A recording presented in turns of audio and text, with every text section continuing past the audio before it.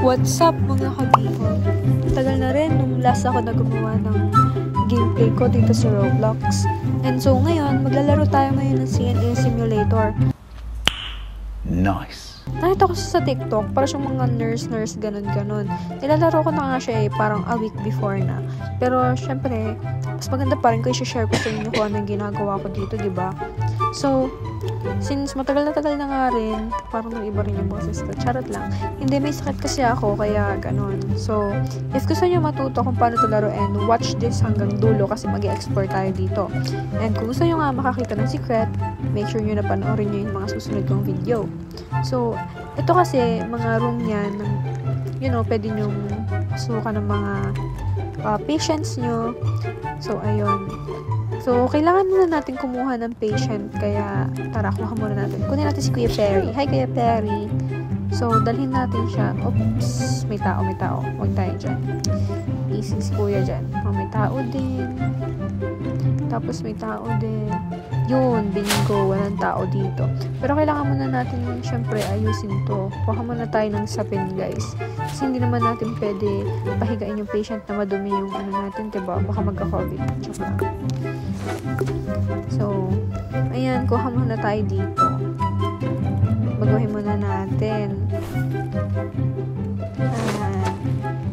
Tapos, linisin din natin to kasi patayin tayo kung hindi natin yan lilinisin. Ito din. Paano ba ito linisin? Teka nga lang. Ayan, nalinis na natin siya.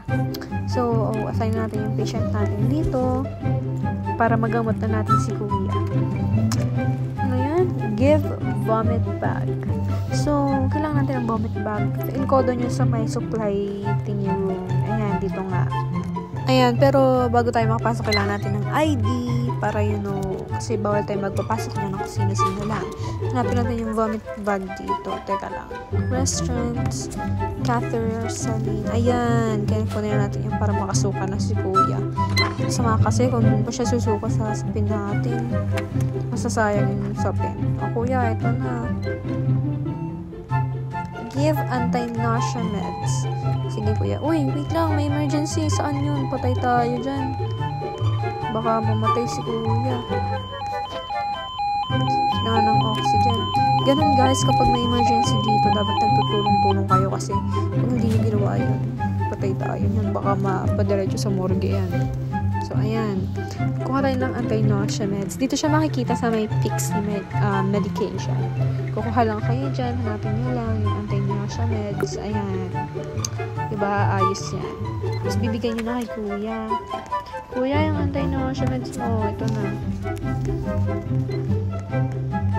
So, ano ba? Get IV pump. Lagyan natin IV pump si Kuya. Yan. Color pink for aesthetics. Ano bang baso doon? Saline? Saan kuha tayo niyan? Alam ko kasi yun ata. Ano ba yun? Pang-ihi? Charot. Hindi ko alam kung ano yun.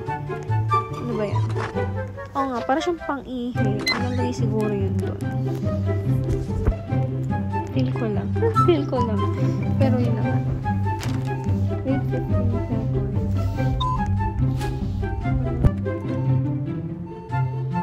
Ayan, so si Kuya Perry Brown. He was born in 1997. Tagal na. So, ayan. 2 seconds na lang. Call family. Okay, sige. Tawagan natin si mother, father mo.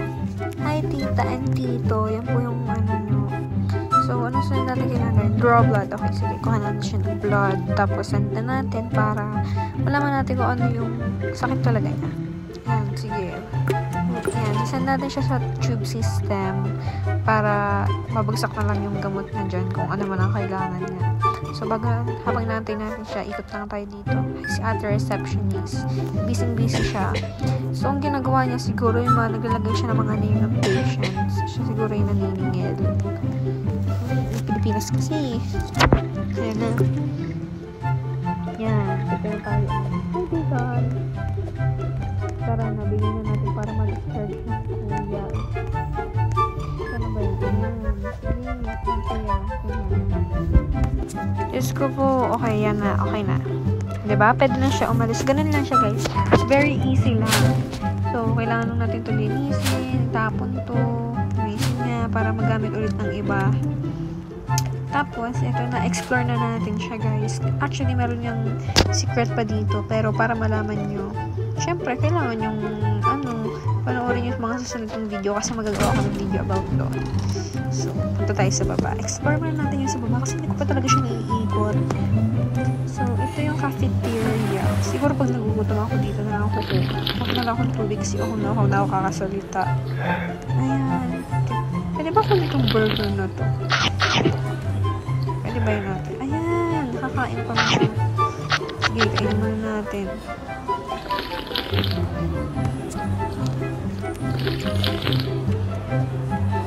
Ayan, nice. Tara na. Kailangan pa natin ito ikutin habang break time pa tayo.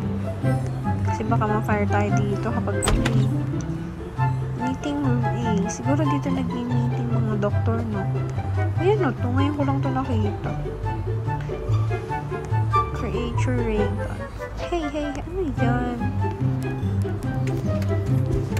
Ano to? Gawaan ba ito ng alien? Sige, labas muna tayo. Ikutin natin yung iba. Let's see. Mga pictures. Respiratory therapy. Ano to? Ano mga registered na doctor ba to? Ang ginagawa nila dito? Lagyan na natin. Uy! Doktor na din ako in fairness. Para ikutin pa natin ito. Ito, emergency exit, lab blood bank. Open natin. So, dito, ano to? Binigyan niyo ako ng dugo, grabe. Pwede ito sa mga vampira.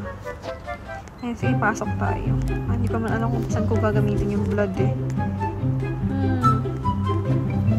Let's see. Ito, parang chemistry, no? Kunin pa natin. Kailangan kasi natin magamay ito para pag nagtrabaho ulit tayo. Actually guys, dito ako trabaho nung sa pharmacist before para mataas agad yung score ko. Ewan ko lang sa new update pero sabi kasi nila 0.25 na lang yung points kapag nagagawa ka dito sa pharmacy. So, kailangan mo talaga na mag-discharge. Buti na lang nakaabot ako bago yung update. So, ayun.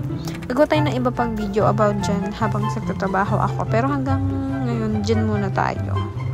Para madami pa tayong explore sa iba nating video. So, guys, if nagustuhan niyo itong video, make sure to subscribe and follow and like my videos para madami pa tayong adventures.